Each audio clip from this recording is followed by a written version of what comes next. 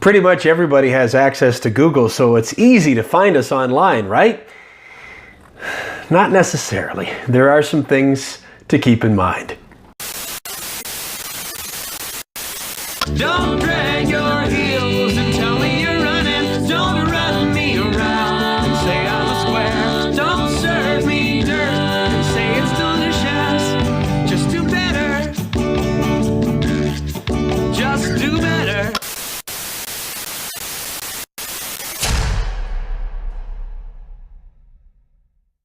Hi, I'm Kevin Bulmer. This is Be Real, Do Better, the small business marketing show. You can learn more and get some free resources to help you out at www.berealdobetter.com. I chose that web address to try to be as easy to understand as possible. The show is called Be Real, Do Better, the small business marketing show. What should the web address be?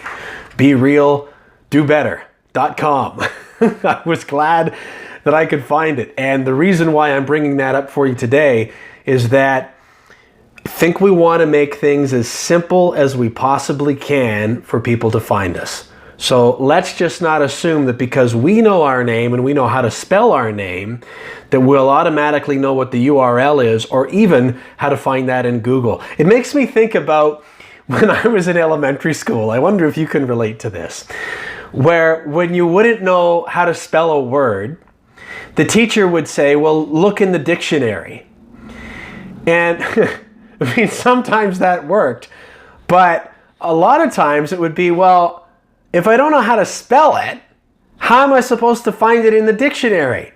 So maybe you're in grade 1 and you say, Mr. and Mrs. Teacher, how do I spell phone? Look in the dictionary. Okay, so the first thing I would do is go to the section that starts with F. I'm not going to find phone in there.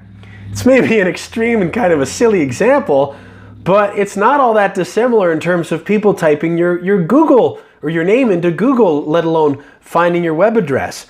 You want to make it easy. You want to make it clear. You want to make it as simple as possible for people to remember you and then to find you.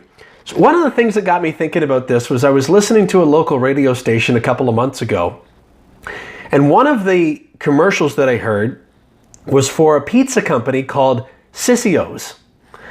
And I wrote it down, and as I was writing it down, I thought, I wonder how to spell this.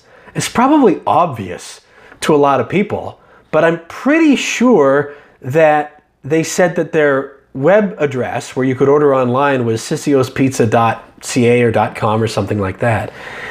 And I started trying to write it out, and I could come up with, phonetically, several different combinations or different ways that I could spell that, all of which looked wrong. And that's what got me thinking about it. I thought, even if I was pumping that into a Google or a Yahoo or a Bing search, I'm probably not going to get it right. And there's a real good chance that Google's going to recognize pizza and show me some other choices. You know, even if I even get that far. So I'm thinking that for somebody like that, if that's your name, if you think there's even a chance that a lunkhead like me is not going to be able to immediately know how to spell it and spell it correctly, maybe go for some other sort of web address like, you know, bestpizzaintown.net or something like that, or choose the city that you're in. And I'm just using pizza as an example, but to come up with a phrase, not too long, but something that's really memorable,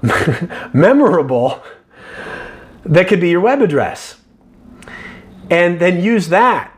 You can also use the trick if you've already got your website set.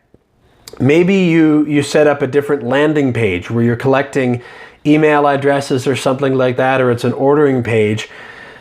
You could create a separate URL for that, or you could also have a web address or a URL that is set up and registered that just forwards to your page. So for instance, if you go to my main website, it's kevinbulmer.com, but I also have the name noscheduleman.com. If you type that in, it just goes to the same web address. I have other URLs. Race Like a Turtle is one for one of my keynote speeches, Rise Like a Phoenix, Race Like a Turtle.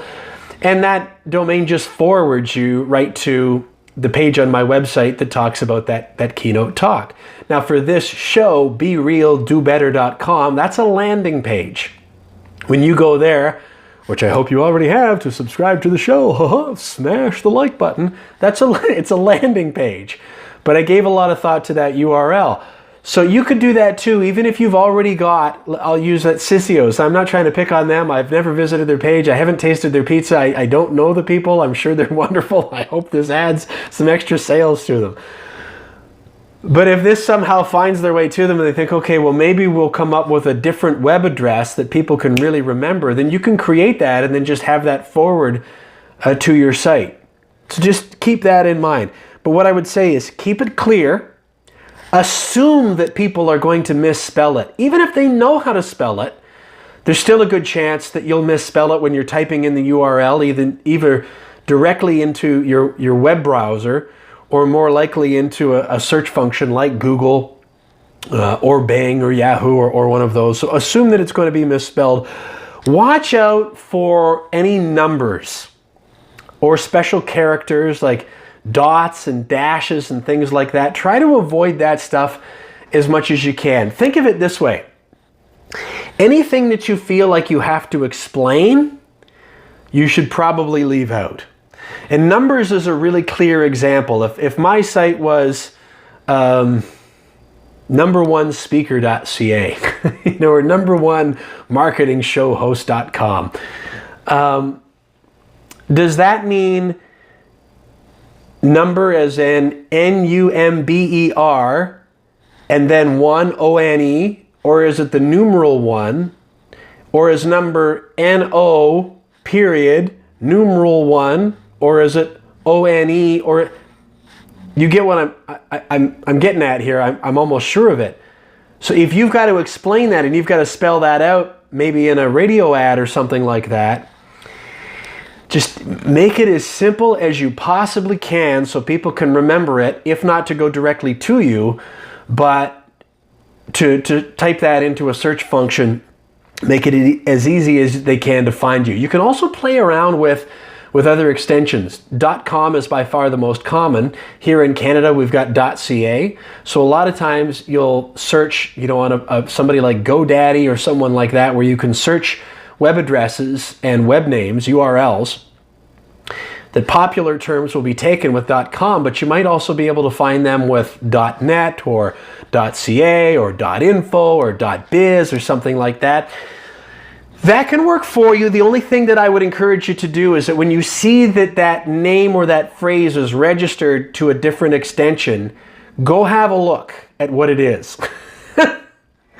Because there's a chance that people are going to land on those sites when they're looking for you. So that's just something to keep in mind. A few basics to keep in mind when you're choosing a web address, and even if you've got one that's chosen and you want to choose one for a new one for marketing purposes, you can still do that with some web address and domain forwarding if you like. Just keep it simple, make it as easy as possible to understand. If you've got a story or an experience or a suggestion about something like this to share, I hope you will. Please do that in the comments. And if this is helpful, and if you'd like some ongoing collaboration and support on stuff like this, I invite you to join me in my online community. You can learn more about that at theturtletribe.com. And as for this show, I hope you'll subscribe so you can join me again next time. Till then, just remember, keep it as simple as you possibly can. And if you want to do better, just be real. And I view that as an acronym for being an authentic. R doesn't stand for A, right? Okay, let me try that again. As an acronym for real. R stands for authentic. And you're taking advice from me, huh? I view real as an acronym for resourceful, effective, authentic leader.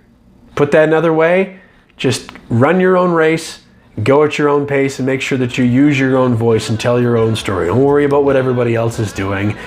You use what you have and express yourself in your own way. You'll almost immediately set you apart. People will love you for it. But just whatever you do, don't let your message just turn into another bunch of white noise. You deserve better than that. Thanks so much for watching and listening.